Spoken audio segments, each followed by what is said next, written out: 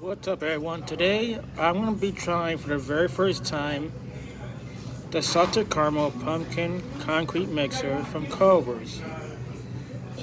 I already put 2 cups in it, but yeah. See? I'm going to try it. Huh?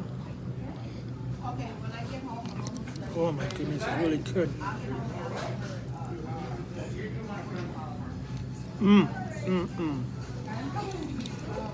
Culver's concrete mixer.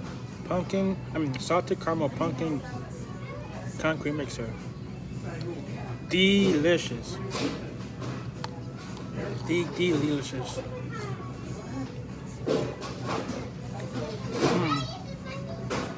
Please subscribe. Please drop me some comments down below. Take care now.